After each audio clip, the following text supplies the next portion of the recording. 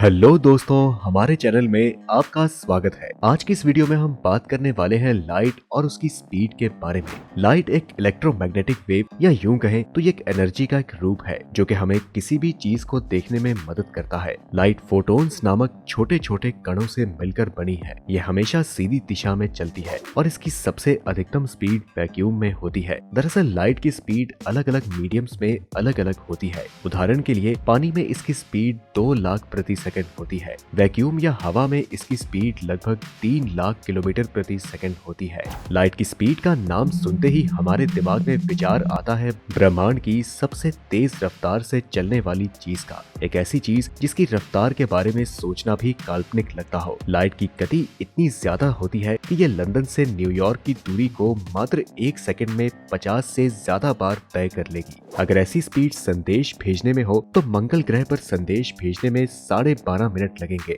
अब अगर हमें मंगल ग्रह पर जाकर लौटना है तो प्रकाश की गति ही हासिल करनी होगी, अन्यथा जा तो सकते हैं लेकिन लौटने की कोई गारंटी नहीं। लेकिन ज्यादातर साइंस के स्टूडेंट्स जानते हैं कि लाइट की भी एक सीमा होती है और लाइट इस सीमा से अधिक नहीं जा सकती। जी हाँ दोस्तों, लाइट की स्पीड लगभग 3 लाख किलोमीटर प्रति सेकंड होती है, यानी कि ये 1 सेकंड में सिर्फ 3 लाख किलोमीटर की दूरी ही तय कर सकती है। खैर इतनी स्पीड के बाद अब जो सबसे बड़ा सवाल हमारे मन में आता है वो ये है कि आखिर ऐसी चीज जिसके बारे में मात्र सोचने से ही वो लाखों किलोमीटर की दूरी तय कर ले, उसे आखिर नापा कैसे गया? वैज्ञानिकों ने आखिर इसकी स्पीड को नापने के लिए कौन सी तरकीब लगाई होगी, चलिए जानते हैं। आज की इस वीडियो में हम इसी के बारे में बात करेंगे कि लाइट की स्पीड को सबसे पहले कैसे और किसने नापा था, और साथ ही साथ आज के समय में लाइट की स्पीड को कैसे नापा जाता है। तो चलिए शुरू करते हैं।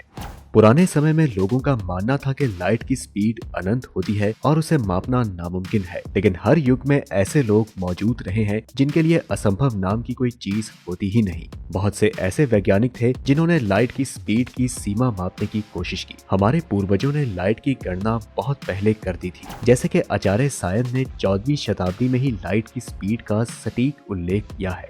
उन्होंने सायानाचार्य में एक श्लोक लिखा है, योजनानम सहस्र द्वे द्वे शते द्वे चे योजने एकिन निमेषार्दिन क्रममाण नमोस्तुते। इस श्लोक का मतलब है कि आधे निमेश में 2202 योजनाओं का मार्गक्रमण करने वाले प्रकाश तुम्हें नमस्कार है।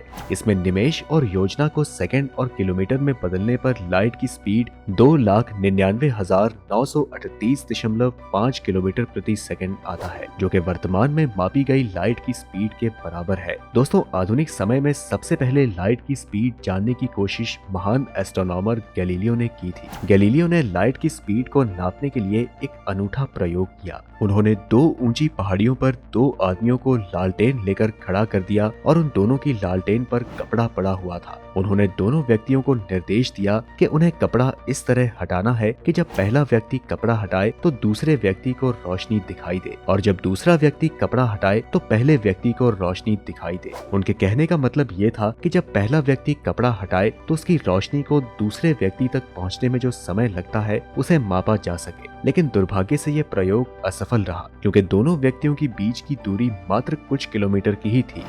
अब इसके बाद आता है ओल्ड रोमर का एक्सपेरिमेंट। ओल्ड रोमर ने लाइट की स्पीड को नापने का प्रयोग किया और वो काफी हद तक सफल भी रहा। सन 1676 में खगोल वैज्ञानिक ओल्ड रोमर जुपिटर ग्रह के चंद्रमा आइयो का अध्ययन कर रहे थे। आइयो को जुपिटर की परिक्रमा पूरी करने में 1.76 दिन का समय लगता है। ये समय हमेशा समान रहता है, लेकिन जब उन्होंने इस चंद्रमा के ग्रहण का अध्ययन किया तो पता चला कि आइयो साल में हमेशा उसी समय पर जुपिटर के सामने गुजरता हुआ नहीं दिखाई देता। इसका मतलब ये हुआ कि ग्रहण का समय निश्चित नहीं होता, जिसके चलते इस बात ने सभी को हैरान कर दिया, पर कोई ये नहीं जान पाया कि ऐसा क्यों होता है और इसका लाइट की स्पीड से क्या संबंध है। दरअसल किसी भी चीज को हम तभी देख पाते हैं जब उसकी लाइट हमारी आंखों में पड़ती है। जब जुपिटर और उसके चंद्रमा पृथ्वी से दूर होते हैं तो 2 ग्रहण के बीच का समय बढ़ जाता है, और जब वो पृथ्वी के पास होते हैं तो समय कम हो जाता है। उन्होंने आइयो के दिखाई देने के समय के अंतर और जुपिटर तथा पृथ्वी के बीच की डिस्टेंस में आने वाले अंतर से लाइट की स्पीड की सीमा मापी, और उन्होंने लाइट की स्पीड बताई 2,14,000 किलोमीटर प्रति सेकंड। लेकिन लाइट की असल स्पीड तो 2,99,792 किलोमीटर प्रति सेकंड है।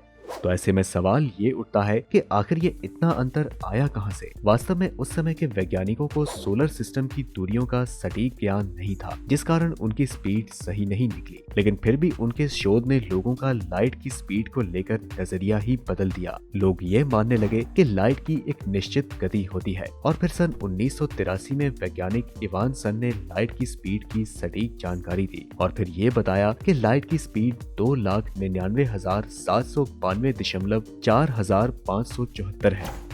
आज के समय में लाइट की स्पीड को नापने के लिए बहुत से तरीके और इलेक्ट्रॉनिक मशीन्स हैं जिससे हम लाइट की स्पीड की सटीक वैल्यू निकाल सकते हैं। लेकिन उनमें से जो सबसे आसान और सरल तरीका है वो है फिजियोस रोटेटिंग व्हील मेथड। इस मेथड का इस्तेमाल वैज्ञानिकों द्वारा लाइट की स्पीड कैलकुलेट करने के लिए किया गया था। इस एक्सपेरिमेंट को आप खुद भी कर सकते हैं। चलिए आपको बताते हैं कि इस एक्सपेरिमेंट को कैसे करना है। एक्सपेरिमेंट शुरू करने से पहले आपको इस बात का खास ख्याल रखना है कि लाइट का नेचर मोनोक्रोमेटिक होना चाहिए और रिफ्लेक्शन को रोकने के लिए व्हील के दांतों का कलर काला होना चाहिए। मोनोक्रोमेटिक लाइट पाने के लिए आप लेजर लाइट का इस्तेमाल कर सकते हैं। इस एक्सपेरिमेंट में आपको एक डेंटेड व्हील और एक मिरर लेना होता है। अब इसे व्हील से कुछ ही दूरी पर रखा जाता है।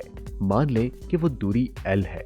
अब लाइट सोर्स से एक लाइट की किरण डालते हैं जो कि व्हील के दो दांतों के बीच के गैप से जाती है और मिरर से टकराकर वापस लाइट सोर्स की तरफ आ जाती है, जिसे साफ साफ आंखों से देखा जा सकता है। अब व्हील की घूमने की स्पीड बढ़ाते हैं और बढ़ाते बढ़ाते इतनी कर देते हैं कि लाइट सोर्स से लाइट व्हील के दांतों के बीच गैप से मिरर की तरफ तो जाए, पर जब तक वापस उसी गैप की तरफ आए उससे पहले व्हील का अगला दांत उस गैप के सामने आ जाए। इसके बाद व्हील की स्पीड पर मिरर से टकराकर वापस आने वाली लाइट दिखना बंद हो जाएगी।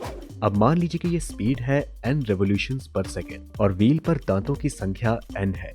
तब दांतों के गैप का डिस्टेंस कवर करने में समय लगता है 1/2 multiplied by n into n second.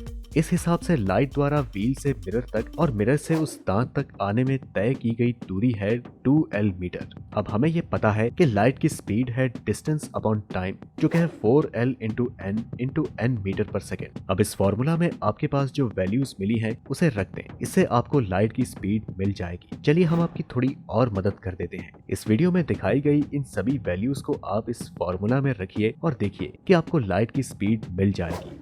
तो दोस्तों, आज की इस वीडियो में इतना ही। हमें उम्मीद है कि इस वीडियो को देखने के बाद आप ये बखूबी जान चुके होंगे कि पुराने जमाने में और आज के जमाने में लाइट की स्पीड को कैसे मापा जाता है। हमें उम्मीद है कि भविष्य में एक ऐसी टेक्नोलॉजी का भी इजाद होगा जिससे कि लाइट की स्पीड को मापना और भी आसान हो जाएगा। अगर इस वीडियो में दी गई जानकारी में हमसे कुछ गलती हो गई तो हमें कमेंट के माध्यम से जरूर बताएं। हम मिलते हैं आपसे अगली वीडियो में, तब तक के लिए नमस्कार।